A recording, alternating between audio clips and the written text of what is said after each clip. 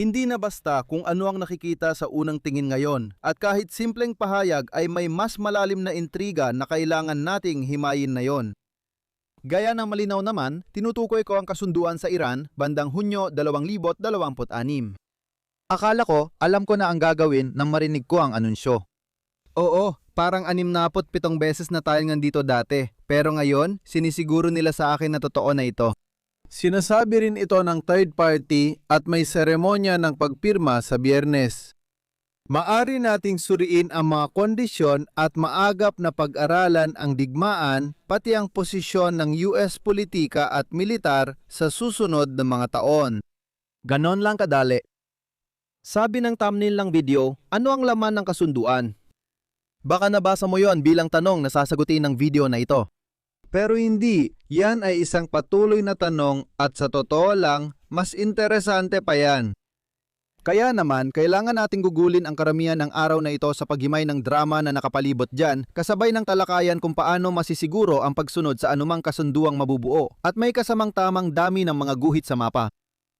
Inanunsyo ni Trump na may napagkasunduang deal noong hapon ng Linggo sa isang Truth Social post kung saan nilimitahan ang detalye sa libreng pagdaan sa Strait of Hormuz at pagtatapos ng US blockade. Kaunti lang ang karagdagang detalye dahil abala noon si Trump sa cage fighting sa damuhan ng White House at agad ding umalis papuntang G7 Summit sa Pransya. Siguradong politika ng Iran ang pangunahing paksa ng pag-uusap doon. Kailangan pa nating magsaliksik para sa dagdag detalye. Isang oras bago mag-post si Trump, naglabas ng artikulo ang medyang pang-estado ng Iran tungkol sa 14 puntong plano. Pinansin ito ng mga English language outlet at itinuring na parang bersyon ng Iran ng kasunduan na malamang ay hindi tamang interpretasyon. Maliban na lang kung literal mong kukunin ang mga salitang iyon, bersyon ng Iran ng kasunduan sa halip na inilalarawan lang ng Iran kung ano ang laman ng kasunduan. Parang ordinaryong publikasyon lang ito mula sa nakaraang 2 buwan. Maraming usapan tungkol sa gusto ng Iran, pero walang pahayag na ito ang tunay na kasunduang napagkasunduan.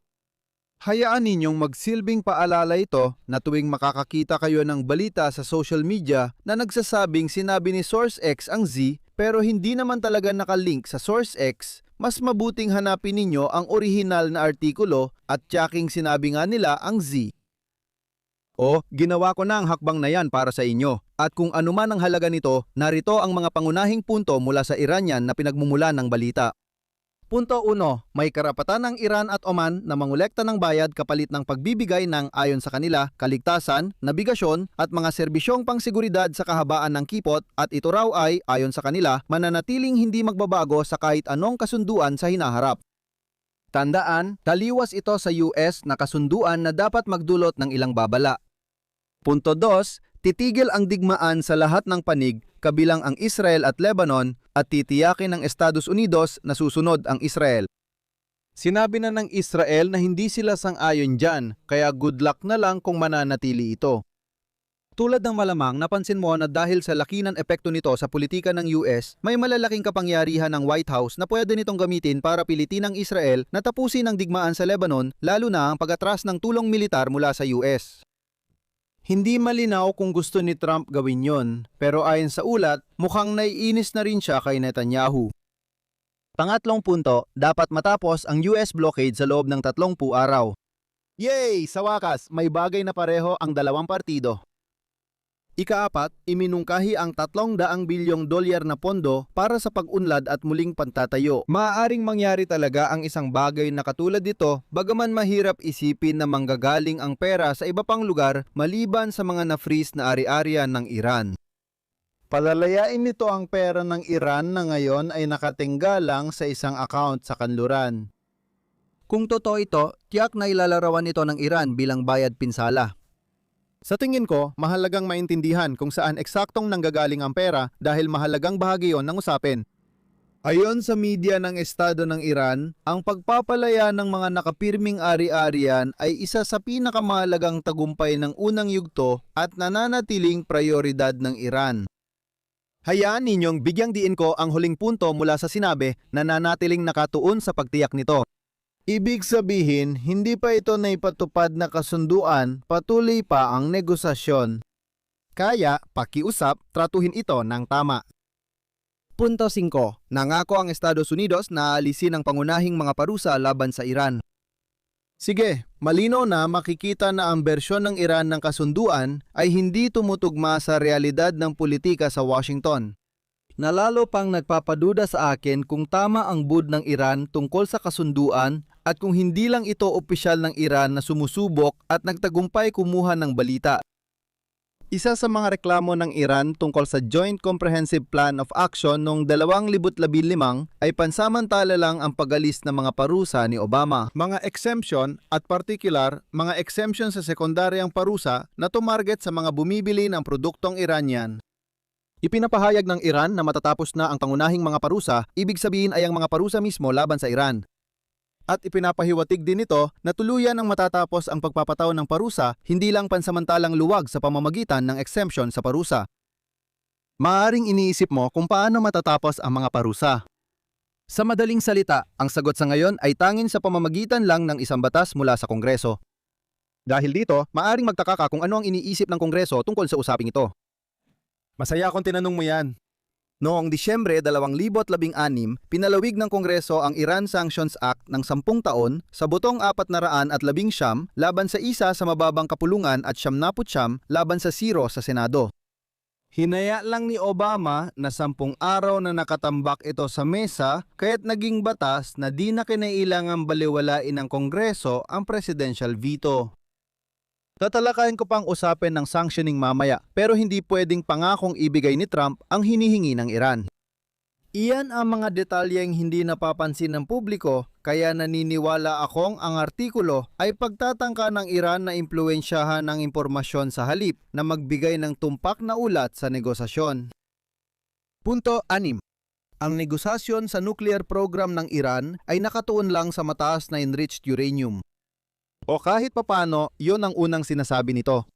Pagkalipas ng ilang talata, sinasabi rin ito na nangangako ang Iran na hindi ito gagawa ng sandatang nuklear.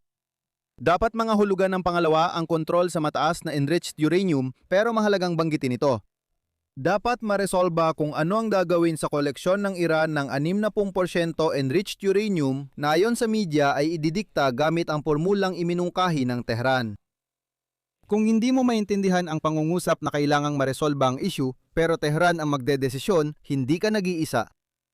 Sa totoo lang, ang buong pag-frame ng mga susunod na negosasyon ay nangangahulugan na dapat nating itigil ang sarili nating usapan tungkol dito bilang isang kasunduan, at sa halip ay ilipat ito sa usapan tungkol sa mga susunod na negosasyon.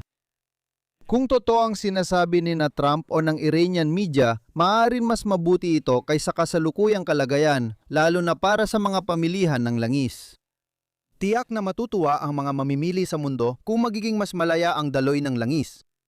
Pero hindi talaga ito may tuturing na kasunduan gaya ng ipinakilala. Pati ang media ng Iran ay napansin na ang pag-alis ng mga parusa sa naunang punto ay nakadepende pa rin sa pagkakaroon ng kasunduan dito.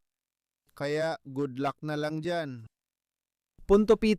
Tatanggalin ng Estados Unidos ang mga puwersa nito malapit sa hangganan ng Iran sa loob ng 30 araw. Masyadong malabo ang probisyong yan, kaya wala itong tunay na kahulugan. Tatanggalin ba ng Estados Unidos ang ilan sa mga kagamitang pandagat nito sa reyon? Oo, dinala nila ang mga iyon doon para sa digmaan. Pagkatapos ng labanan, wala nang dahilan para manatili roon ang lahat ng mga iyon at sa palagay ko naniniwala ang kalihim ng Estado na maganda ang Cuba ngayon. Pero ang Estados Unidos ay may napakaraming infrastrukturang militar at mga base sa buong reyon. Hindi alisin ng White House ang kakayahan nitong magpatupad ng kapangyarihang militar doon. Kaya siguro ang utos na paalisin ang US forces sa paligid ng Iran sa loob ng 30 araw ay maaaring tama pero malabo. Kaya nagmumukhang malaking tagumpay ito para sa Iran kahit na bumabalik lang tayo sa dati. Iyan ang nagbibigay sa iyo ng 7 puntos. Hindi ko alam kung paano ginawang mas marami pa ng 14 na puntong plano ang mga iyon o kung may ibang probisyon na di nabanggit. Halimbawa, yung mga hindi pabor sa Iran. Kung pagsasamahin ang mga kilalang probisyon ng kasunduang ito, maraming diskusyon sa media na malamang mauwi rin sa wala. Ngayon, may paraan ba para masolusyunan ang problemang ito? O pwedeng naglabas ang White House ng buod ng bersyon nito ng 14 na punto, kahit hindi ito eksaktong kopya ng pipirmahang dokumento sa Biyernes. Dahil sa abala sa cage fighting at nalalapit na laban sa France, wala tayong nakuha at naiwan lang tayong maghintay at mag-isip dito. May mahalaga akong punto tungkol sa pagiging may papatupad ng isang kasunduan sa pagitan ng dalawang panig. Isang hiwalay na kwento sa media na matagal nang umiikot ay kung paano mapapapayag ang dalawang panig na magkasundo sa isang kasunduan na sa aktwal parehong susundin sa mahabang panahon. Sa panig ng Iran, ito ay isang pangamba na baka isang araw ay magpasya si Trump na gusto niya ng ibang kasunduan. Sa panig ng US, ito naman ay pangamba na baka isang araw ay bigla na lang magsimulang gumawa ng mga sandatang nuklear ang Tehran. Hayaan ninyong maging prangka ako tungkol dito hanggat maaari. Walang misteryo dito. Nalutas na ang problemang ito. Nakakahiya na tinatrato ito ng umiiral na diskurso na para bang hindi pa ito nalulutas. Nauwi tayo sa pag-aaksaya ng napakaraming oras sa pagde-debate tungkol sa maling mga bagay. Sa panig ng Iran, hulaan mo kung ano?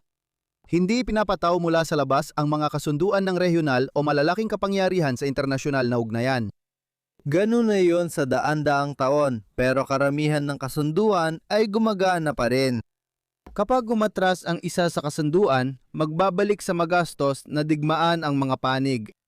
Kung gusto mong maging kusang nasusunod ang kasunduan, tiyaking tugma ito sa inaasahan ng parehong panig na makukuha nila kung may digmaan. Dahil dito, parehong nais ng dalawang panig panatilihin ang kasunduan dahil kung hindi, babalik sila sa labanan na magbibigay rin sa kanila ng halos kaparehong makukuha nila pero magdudulot din ng malaking gastos sa magkabilang panig.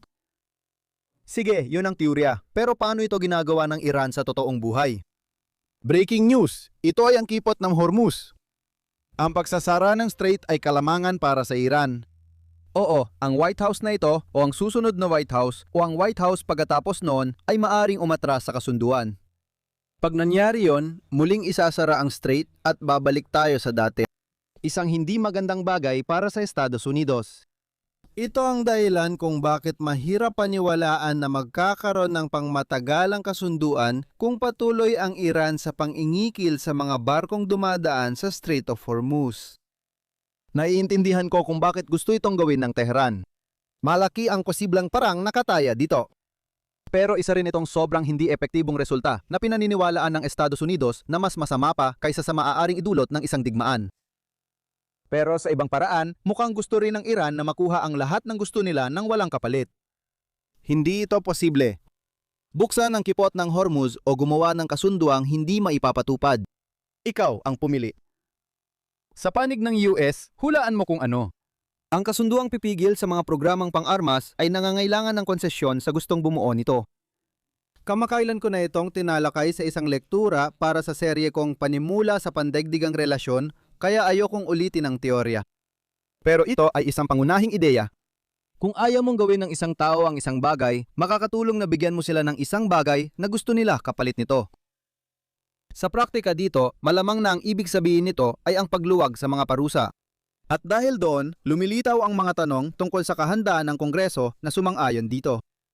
Matatapos ang kasalukuyang parusa sa Iran sa katapusan ng taon.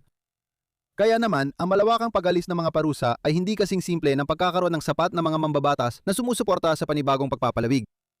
Kung gusto ni Trump protektahan ang kasunduan at iveto ang anumang laban dito, kailangan natin ng supermajority sa kapulungan at Senado para mapawalang bisa ito.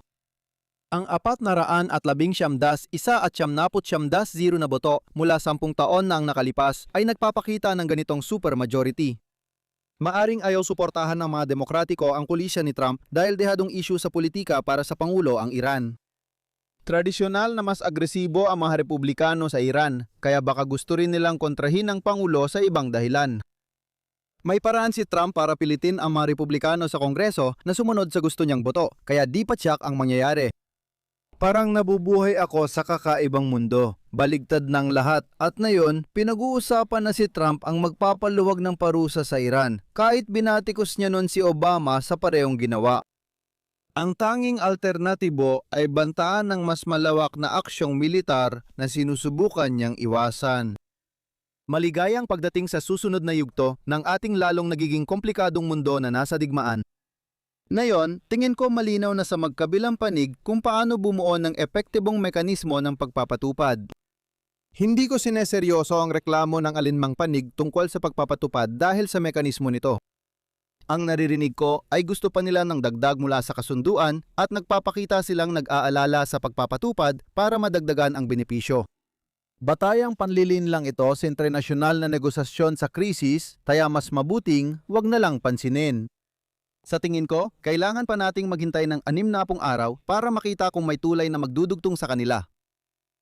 Kaya ano ang mga natutunan natin para sa araw na ito? Sabi ni Trump, may kasunduan daw tayo sa Iran, pero parang extension lang ito ng tigil putukan na may pagluwag sa ilang restriksyon sa Strait of Hormuz. Hindi pa natin alam ang eksaktong detalye ng kasunduan at dapat kang maging sobrang maingat kapag nakakakita ka ng mga pagsusuri tungkol sa di umano'y leak na bersyon ng kasunduan mula sa Iran. Sa huli, hindi naman ganon kahirap bumalangkas ng mga kasunduang maipapatupad taliwas sa pinalalabas ng mga partido. Ngunit ang paghimok sa kanila na ang kasunduan ay mas mainam kaysa sa sigalot ay maaring hindi madali. Maaring madali lang ang susunod mong papanoorin. Panimulang lektura ito tungkol sa arms control na nabanggit ko kanina. I-click ito para mapanood. Kung nagustuhan mo ang video, paki-like, share at subscribe. Kita tayo bukas. Ingat lagi.